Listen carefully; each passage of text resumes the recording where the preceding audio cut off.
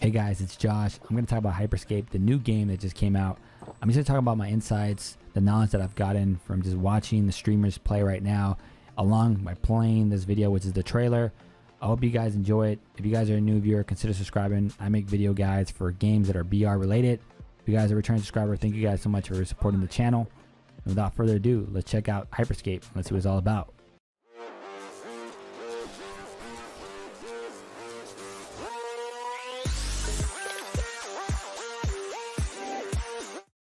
Hey guys, so I'm going to talk about Hyperscape and how to play this game through their trailer. I've been watching videos from streamers on how to play the game, so I have a good understanding on the logistics.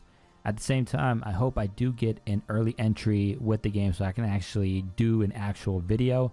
But I hope this video gives you guys a better understanding of this game if you're not well aware. At the same time, giving you guys some knowledge about these scenarios. So this game is a game by Ubisoft. It's like they say, it's a very fast-paced game. From what I've been able to see, you know, you're moving very quick, and they're starting to compare this game to, you know, kind of like Apex, but in its own unique way. From what I've been seeing, like the speed, the end game is totally different. Whether you have a crown on for I think 40 or 45 seconds, or you kill the remaining teams. So there's a little bit of uniqueness and freshness into this game, and I do like the whole artistic approach, very futuristic, refreshing type style. So obviously you guys saw solo, or you can do a trio, but I'll talk about the scenarios through this video. So this map, the one thing that you could do is before you land here, you actually do see the points of entry. So it's kind of like Call of Duty, where there's like different areas, like different buildings you could enter. Usually from where you enter is where you will get a lot of the loot. You're going to start only with your weapon, but when you land down, you'll need to find your first weapon to start, you know, dealing damage. And areas that have these golden, you know, windows are areas that have not been broken into, which usually they do have loot inside. So you're seeing them here, here, and here, and here. Those are the areas that you want to go into because there's loot in there, or there's gonna be like a treasure box where you get a lot of good stuff. So again, this game is cool because there's these little launch pads that, you know, skyrocket you high up in the game. So this game is very quick, but also being up in the air, having that high vantage point is a critical component in this game, which I've been seeing a lot through streamers and how they're playing. If you're on the ground, I think you could do really well, but it's very staying on top of buildings, jumping, you know, using some of your hacks to help your team or yourself. Hacks are like abilities, but that's what they call in this game, and I'll kind of give you guys an idea what they are. But yeah, this is what I mean, like the verticality of you just jumping high. And the shooting seems pretty clean. I do like the health bar. It gives you an idea where the enemy is at. I kind of didn't like it at the beginning, but I like to know where you're at, because then that means I need a couple of shots, or I can tell my team halfway, full health bar, so forth. So again, you guys see right here, here's some of the hacks. So this one is a teleports. I think this one through walls. This one is a slam. It's a pretty cool one. You jump up, you evade, then you jump down. So it's a great way to like disengage, but then attack another team, probably on the other side of a building or whatnot. This is pretty cool. The deployments are in these little beacon thingy guys that, you know, land, and you can customize them, which is pretty cool. There goes one of the treasure boxes I was telling you guys, where you get a lot of good loot, or you get a weapon. You'll see it outside just hanging around. The cool thing about the weapons in this game is that as you pick up weapons and you see the same weapon, you can actually upgrade that weapon to a higher tier, you know, making it stronger. The same thing goes with your hacks. If I'm correct, if you capture another hack that's similar as yours, you'll upgrade your hack as well. This is really cool, very clean. I do like their approach. There's a lot of entry points.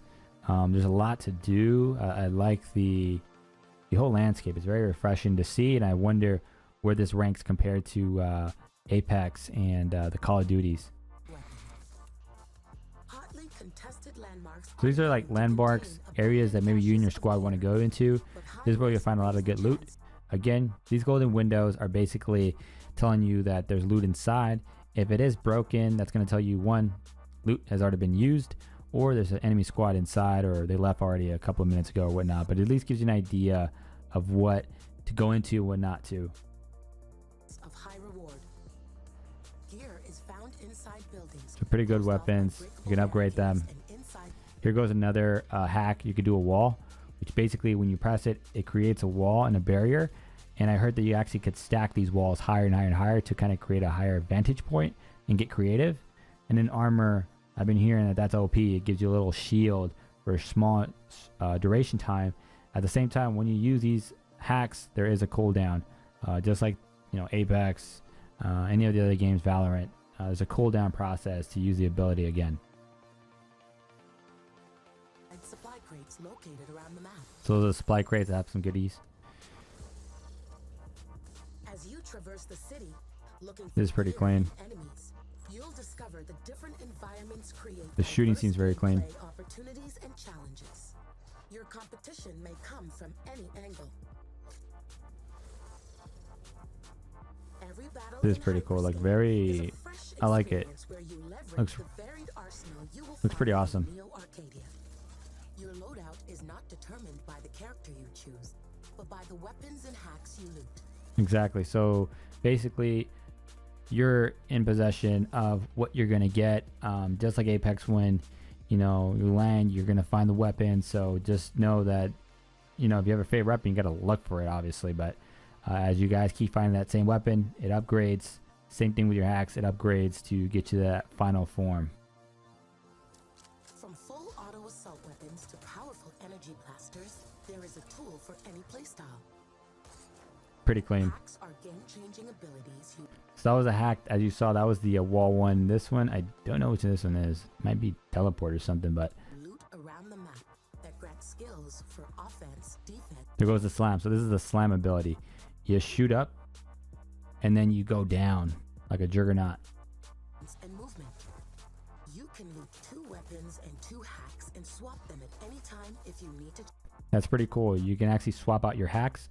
So technically, you're not pretty much stuck on a ability forever. You can change up the game towards the latter part, end game, maybe mid game. So it's not like Apex where you're stuck with that legend with the abilities. This one is like I can switch it up, change my strategy, plan of attack, play a little bit more aggressive, play a little bit more disengage, defensive, whatever it may be. At the same time, your weapons you can switch out however you like as well.